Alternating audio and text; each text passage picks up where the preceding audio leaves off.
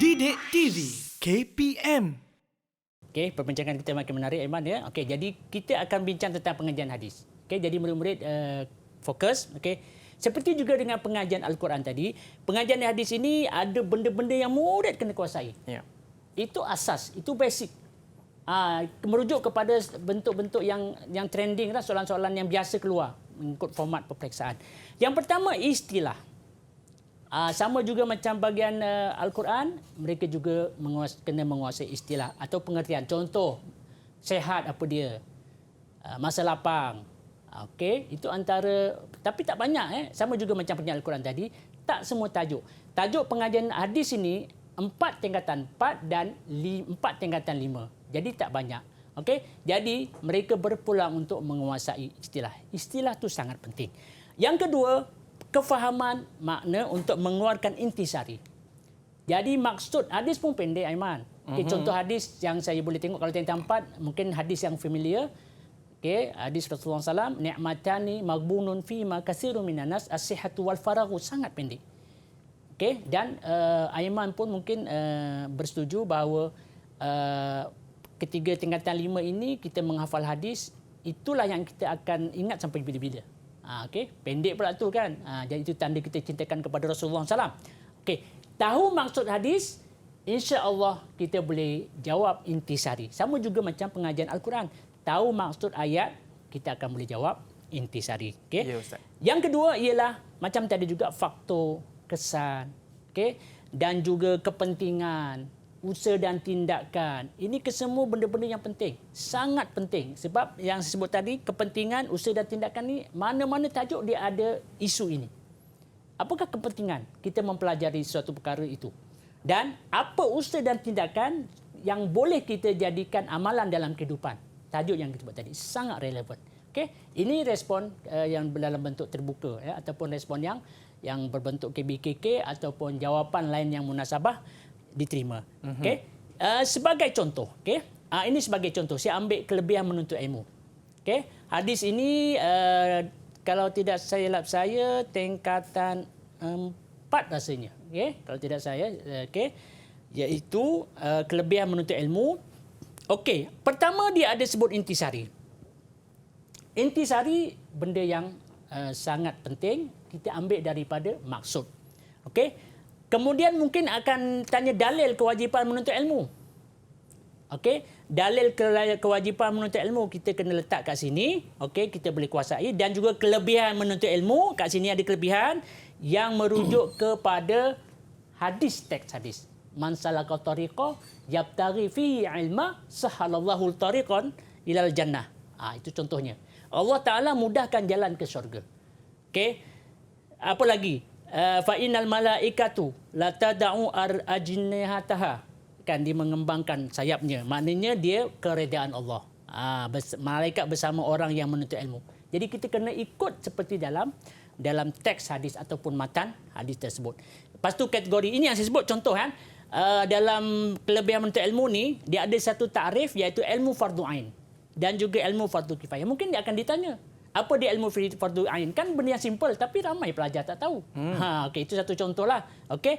Kemudian ciri orang berilmu, ciri orang yang berilmu, ciri orang yang tidak berilmu.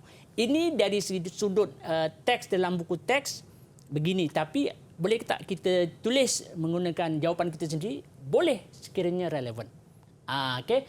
Jadi maknanya nak cerita dalam bahagian pengajian Al-Quran atau hadis, apa yang penting kita mesti kuasai bentuk soalan yang mana jawapannya adalah respon tertutup.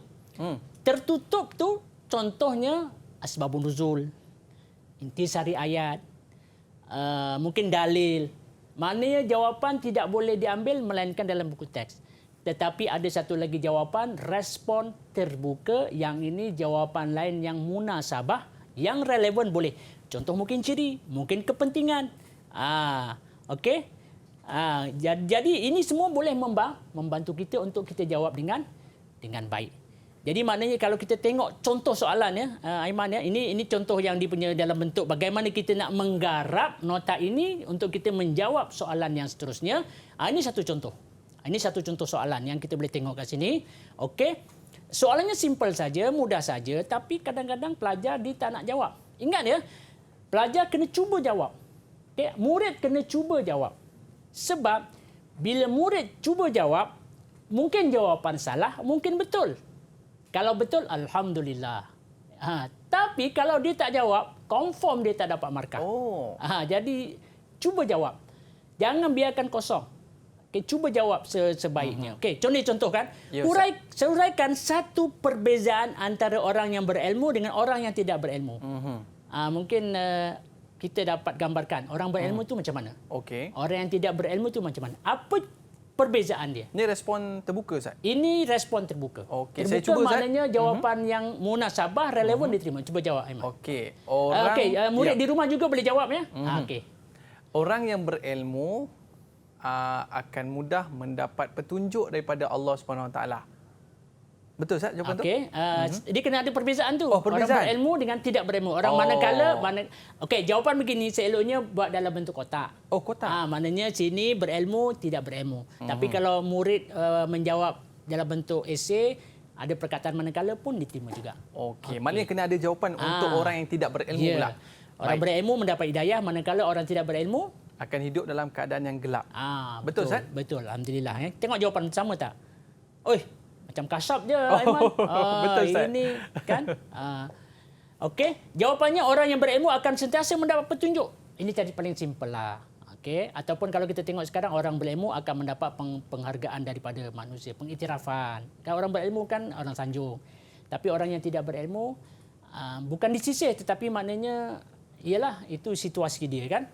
Sebab bila orang berilmu dia lebih merujuk kepada ialah antaranya kan mungkin kesukaran hidup. Mana dia tidak dapat, contoh kalau dia mempunyai ilmu, dia tak belajar setinggi mana pun dia ada ilmu, contoh ketukangan, contoh masak. Dia masak, dia jual ataupun craft tangan ke apa ke kan. Ini satu contoh. Orang yang berilmu akan sentiasa mendapat petunjuk dan hidayah, manakala orang yang tidak berilmu hidup dalam kegelapan. Itu satu contoh. Mungkin dia minta dua. Uraikan dua. Terpulanglah. Jadi kita bertuah bila PQS ni, markah paling sedikit untuk bahagian B lah. Biasanya 2 markah. Markah paling banyak 4 markah. Jadi kita boleh agak dah. Mana-mana poin yang kita nak jawab tu, kita boleh ingat 2. Kecuali kebat 6 markah. Jadi kita dah boleh tentukan dah. Sebab itu, dia kembali kepada asal tadi. Kuasai format, insya-Allah kita boleh fokus mana yang penting. Sebab kita dah tahu, maknanya untuk yang ini, mereka dah kuasai format dengan baik dan apa yang mereka nak jawab. Yang kedua pula, nyatakan 2 kepentingan. Yang tadi kepentingan. Kita dah menuntut ilmu, apa kepentingan menuntut ilmu ni dalam kehidupan seorang pelajar ataupun seorang murid? Boleh jawab, Aiman? Saya cuba, Ustaz. Kepentingan menuntut ilmu. Ilmu sebagai penyuluh hidup dalam kehidupan. Dan yang kedua, Ustaz. Sama. Betul ya? Dan yang kedua, Allah janjikan untuk tingkatkan darjat orang yang berilmu ni, Ustaz. Betul tak? Lebih kurang, Ustaz, macam tembus ni kasar tahu. Kebetulan, kebetulan.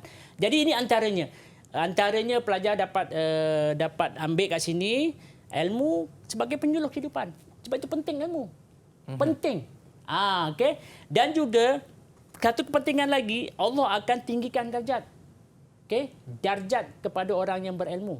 Sebab dengan berilmu itu Allah Taala meredai. Allah mudahkan jalan ke bila mudahkan jalan ke syurga itu juga satu darjat sebenarnya. Allah dah janjikan. Rasulullah dah nyatakan, man salaka tariqa yabtaghi fihi ilma. Salaka ni maknanya dia mencarilah, dia berusaha. Sebab itu isunya dia mencari bukan guru mencari. Sebab itu kadang-kadang kan kita tengok kenapa istilah mengajar mengaji. Sebab itu kita kena muliakan guru sebab dia mengajar. Di baris atas. Sebab itu kena atas. Kemudian murid kena mengaji baris bawah. Itu kena bawah. Itu dia punya perumpamaannya. Itu dia punya gurauan sajalah. Tapi betul juga, kan? Ustaz, ni di antara contoh soalan untuk bahagian B, Ustaz. Ya, betul. Saya ada soalan lah, Ustaz. Berapakah markah paling ideal untuk bahagian B ni, Ustaz? Terima kasih. Sebab markah untuk A tolak, A minus, 70 markah. Jadi kalau kita nak A plus, 90 ke atas, jadi kita kena up lagi tinggilah markah kita. Sebab itu minima markah untuk bahagian A dan juga bahagian B yang saya sebutkan tadi 14 markah. Kena dapatkan 14 markah. Sebab bila 14 markah ni 14, 5 bahagian kan, jadi 70. Lebih kurang begitu. Jadi kalau boleh dapatkan 14. Maknanya lagi tinggi lagi bagus.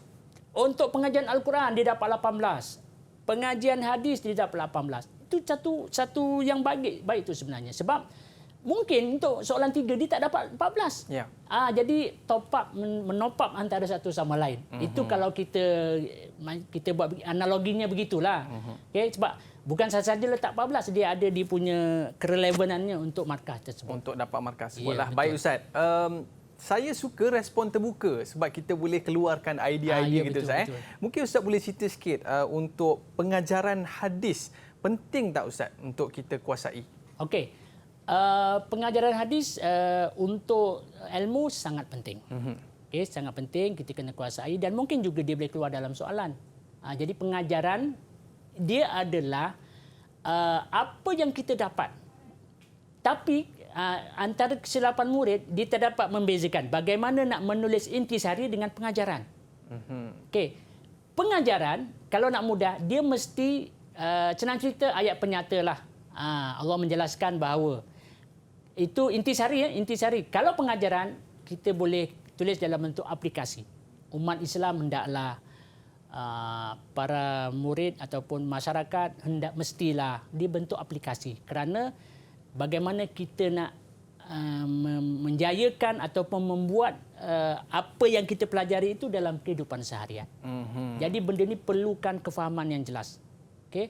Kita tak nak nanti mereka belajar tapi tidak dijadikan amalan. Pengajaran itu sangat penting. Dan mungkin juga akan keluar dalam bentuk peperiksaan dan sebagainya. Okay, sedikit Ustaz boleh cerita tentang bagaimana kita nak mudah untuk memahami intisari ayat Ustaz. Okey, intisari tadi yang saya share dengan murid-murid tidak boleh lari daripada maksud. Maksud. Murid kena kuasai maksud atau pengertian. Jadi dia kena tengok satu persatu tapi tak panjang pun. Sekadar saja, okey. Tak panjang maknanya satu muka surat Al-Quran tidak, di sebahagian saja. Kena kuasai sebab bila dia menguasai maksud dia dapat dua benefit. Okey, murid-murid akan dapat dua benefit. Pertama dia boleh menjawab soalan intisari. Yang kedua yang saya sebut tadi dia boleh menjawab ataupun jadikan ayat yang dia tahu makna tadi sebagai dalil dalam kebat kerana dalil dalam kebat itu merupakan salah satu daripada rubrik yang perlu mereka jawab dalam soalan kebat. Itu. Okey. Baik Ustaz. Jadi ini salah satu daripada. Mungkin ada kata-kata akhir daripada Ustaz? Okey, insya-Allah. Okey. Sebelum akhirnya bulatkan tekad dan gandakan usaha. Okey, kerana orang yang berjaya dia memberi usaha. Okey, pokok pangkalnya kena usaha. Dengar saja apa yang saya sebut petang ini, dia terus buat intisari macam mana, asbabun nuzul macam mana. Itu tanda orang berjaya, dia memberi usaha. Tetapi sebaliknya orang yang gagal dia memberi alasan. Cuba lihat markah trial yang kita dapat sekarang ini, adakah anda memberi usaha ataupun anda memberi alasan? Kan? Okay. Tanya-tanyakanlah pada diri anda. Anda beri usaha ataupun beri alasan? Kalau kita memberi usaha, insya-Allah kita berjaya. Sebab kita banyak mana guru bagi tugasan, banyak mana guru bagi suruh menjawab, kita akan menjawab. Sebab kita memberi usaha. Terima kasih. Tetapi kalau kita memberi alasan, tak boleh ke mana. Didik TV KPM